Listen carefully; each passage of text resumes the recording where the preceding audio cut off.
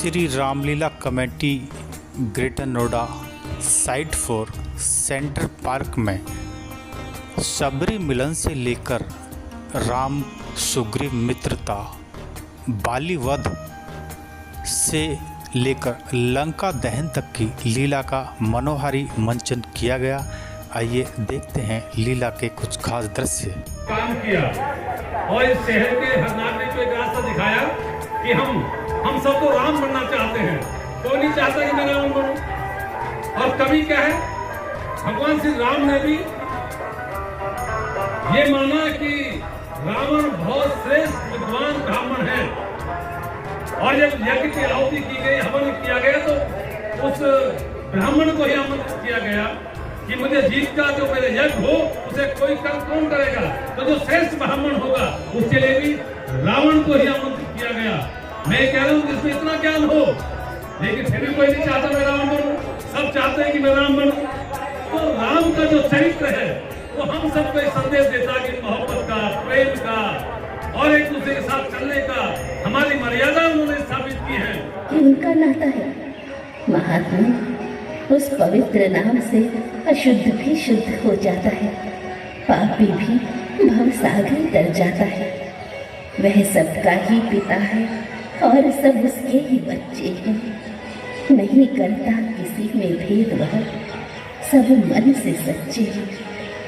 सभी को एक से साधन दिए भव सिंधु तरने को, है चारों वर्ण केवल अपना अपना कर्म करने को।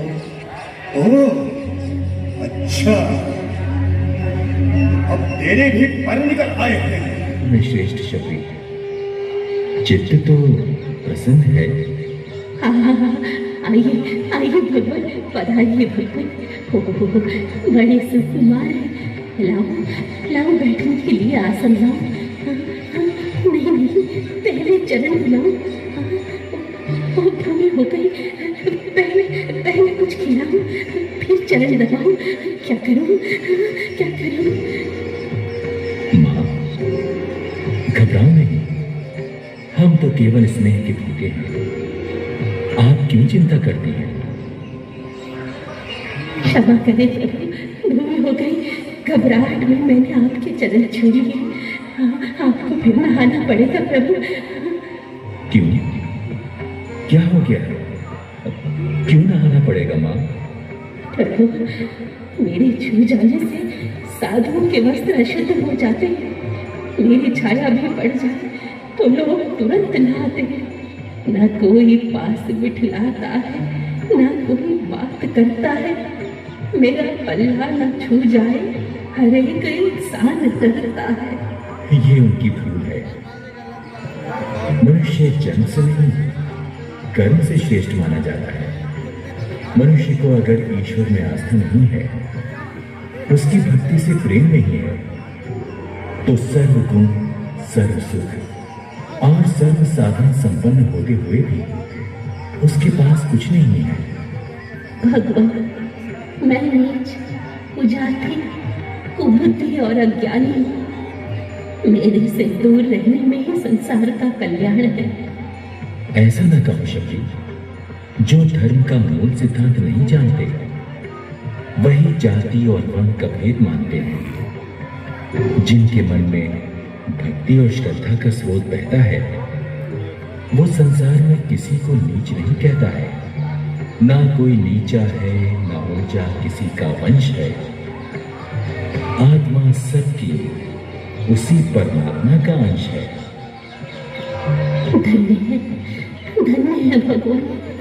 आज आपने मेरे मन का सारा भ्रम मिटा दिया, ज्ञान का महास्रोत बहा दिया। देवी, बहुत भूख लग रही है, कुछ भोज्य पदार्थ हो तो। वास्तव में बहुत स्वादिष्ट है। देखिए प्रभु, इसका तो और ही स्वाद है। निसंदेह ये तो अमर फल से अधिक रसमय है। भगवान, ये कुछ खट्टा मीठा सा है, लीजिए ना। इसमें तो अपनी ही विशेषता है। आप भी लीजिए महाराज। ले लो लक्ष्मण। महल के भोजन जिन्हें भाते न थे स्वभाव से, आज वो ही खा रहे हैं बेर सूखे चाव से। और लेंगे प्रभु। हाँ शबरी। भ्राताश्री, अब आगे की सुधि भी लीजिए। बेरों का स्वाद छोड़िए और माता श्री को मुक्त कराने की चिंता कीजिए। हाँ, तुमने ठीक कहा लक्ष्मण। अच्छा देवी, अब हमें आज्ञा दो। कहाँ जाएंगे भगवान? देवी, हमें लंका जाना है। वहां का राजा हमारी पत्नी को हर कर ले गया है, बस उसी का पता लगाना है। यहाँ से आगे पंपा नामक सरोवर को जाइए। वहीं किष्किंधा पर्वत के राजा सुग्रीव से मित्रता कीजिए, वो आपकी सहायता करेंगे। अच्छा, आप आज्ञा दो। आओ लक्ष्मण। आज्ञा तो उससे पहले मुझे देनी होगी राघवेंद्र। हे दीन दयालु, आपने दीन जानकर जो इस सेविका पर कृपा की है, वो सदा बनाए रखना प्रभु। ऐसी दया करना कि मेरा चित्त इन पावन चरणों से कभी भी विमुख न हो। अब मुझे भी अपने गुरुदेव के पास जाने की आज्ञा दीजिए प्रभु, आज्ञा दीजिए। देवी, आपका मार्ग भक्ति की ज्योति से प्रकाशमान हो।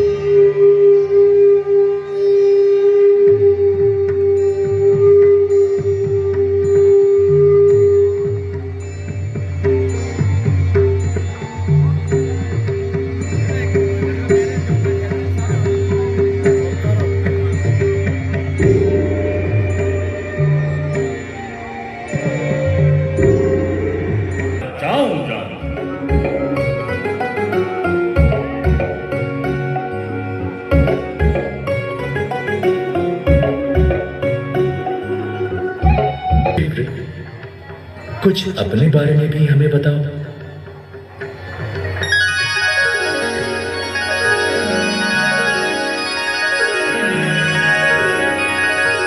जय श्री राम।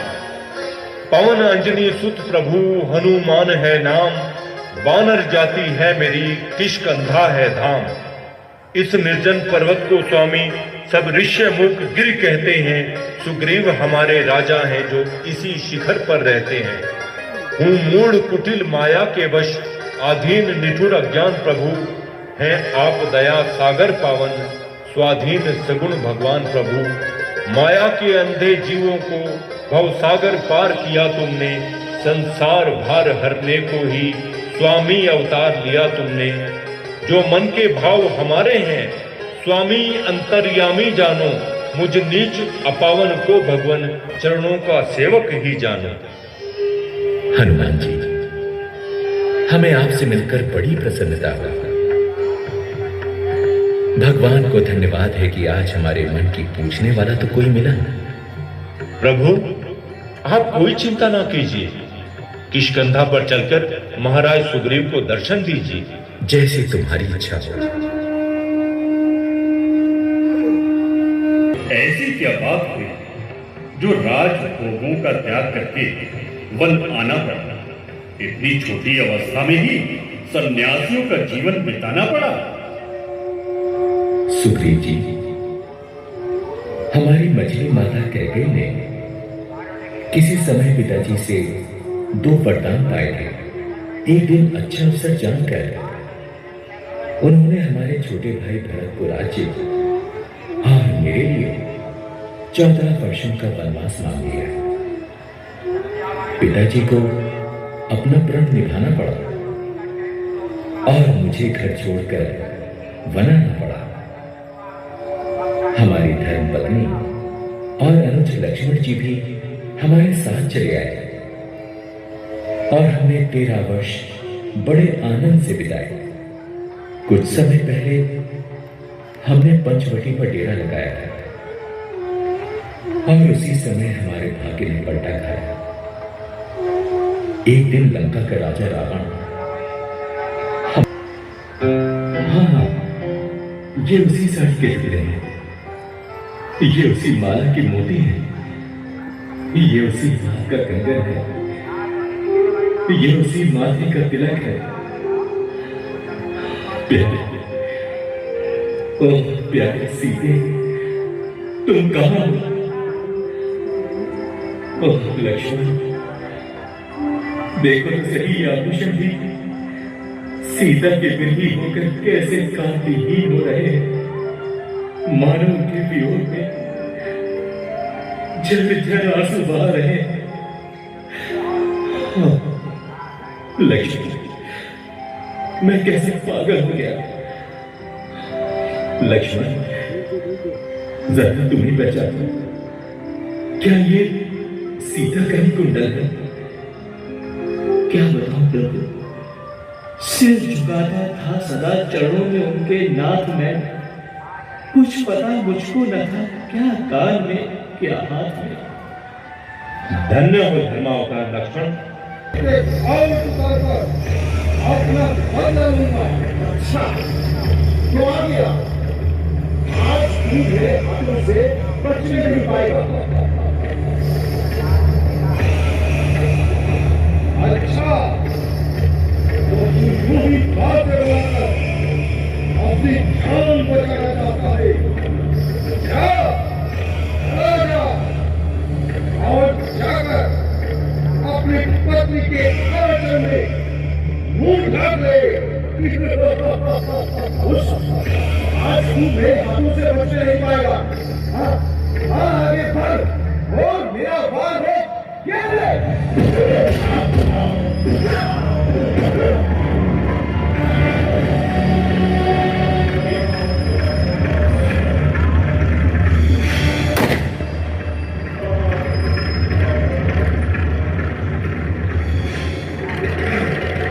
सुग्रीव, तुम यही खड़े रहना।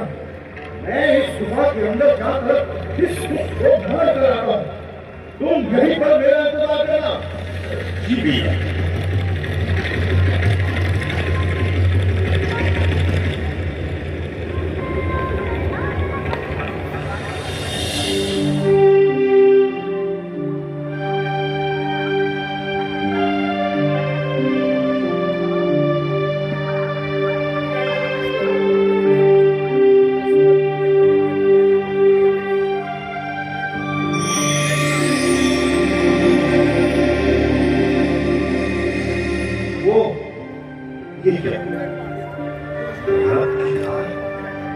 ये क्या रक्त की धार? ने कहा था यदि मैं 15 दिन तक ना आऊं तो समझ लेना कि मैं मारा गया। अब तो 1 माह हो चुका है। लगता है उस राक्षस ने भैया वाली को मार डाला है। हाँ, ऐसा ही लगता है उस राक्षस ने वाली भैया को मार डाला है। हाँ, अब वो बाहर आकर तो मुझे ही मारेगा। मैं क्या करूं? क्या करूं मैं? हाँ, इस पत्थर से मैं इस गुफा को बंद कर देता हूं। इस गुफा को बंद कर देता हूं।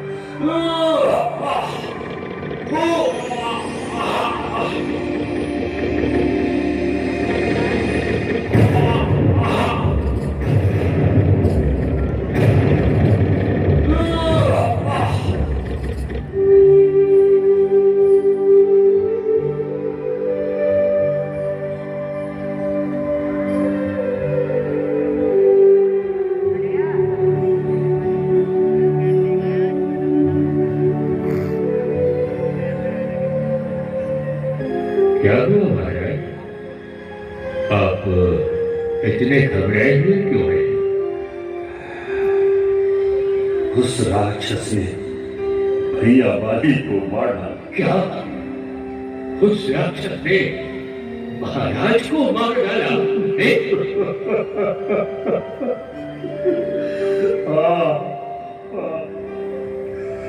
भैया और वो राक्षस गुफा के अंदर घुस गए और उस गुफा के अंदर उस राक्षस ने भैया वाली को मार डाला। भैया वाली को मार डाला। भैया वाली को मार डाला। ओह, तो क्या महाराज मारे गए? महाराज, राजा के बिना अब सिंहासन खाली पड़ा है। अब आपको ही राजगद्दी संभालनी होगी। नहीं, ऐसा नहीं हो सकता, ऐसा बिल्कुल नहीं हो सकता। जिस गद्दी पर भ्राता बाली का अधिकार है, वह उसका उत्तराधिकारी कैसे बन सकता है? बताइए मंत्री जी, मैं उसका उत्तराधिकारी कैसे बन सकता हूं? परंतु महाराज, सिंहासन को खाली नहीं रखा जा सकता। आपको ही सिंहासन पर बैठना होगा।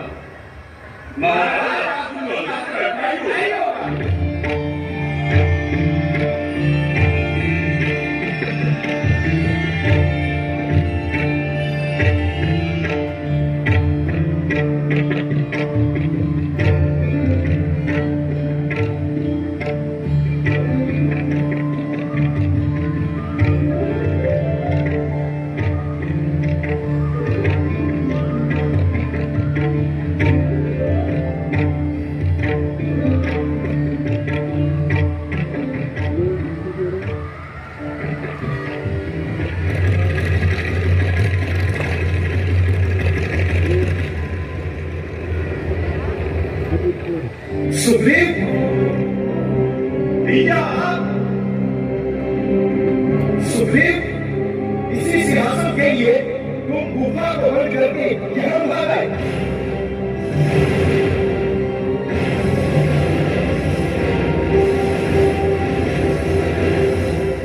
नहीं भैया, नहीं। मैं एक माह तक उसी गुफा के पास खड़ा आपका इंतजार करता रहा, और जब वहां से खून बहता हुआ आया तो मैंने समझा उस राक्षस ने आपको मार डाला। अब वो राक्षस आकर मुझे भी मार डालेगा।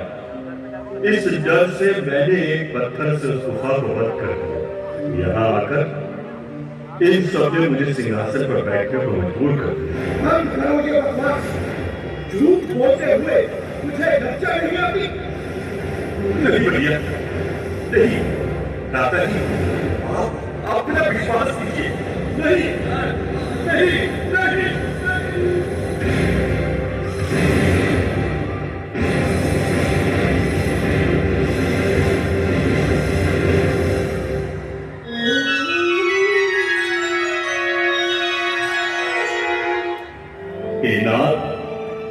उसने मेरी एक ना सुनी और मेरी स्त्री को छीनकर मुझे घर से निकाल दिया।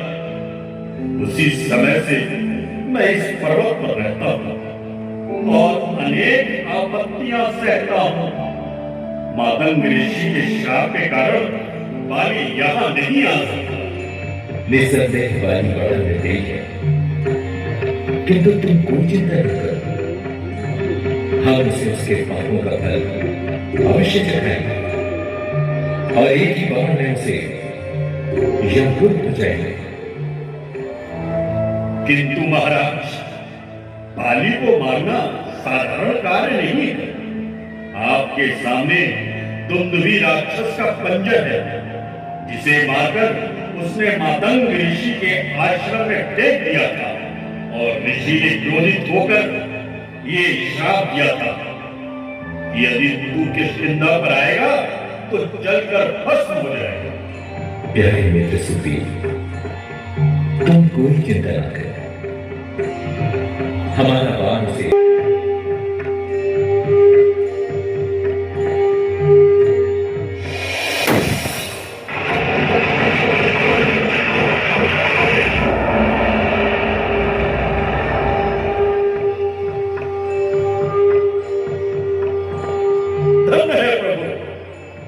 मुझे विश्वास हो गया कि आप अवश्य ही बाली को मारेंगे और मेरा कष्ट निवारेंगे। किंतु महाराज, उसे ब्रह्मा का वरदान है कि उससे युद्ध करने के लिए जो उसके सामने जाएगा उसका आधा बल बाली को चला जाएगा। ऐसा ही होगा। हाय पिताजी, आपको क्या हो गया? संसार में हमारा कौन है? कुछ नहीं बेटा, ये तो संसार का नियम है। जो पैदा होता है उसे मरना अवश्य है। अब मैं जा रहा हूं। याद रखना कि आज से तुम्हारे माता स्वामी, सखा, मित्र और संबंधी सब कुछ श्री राम है।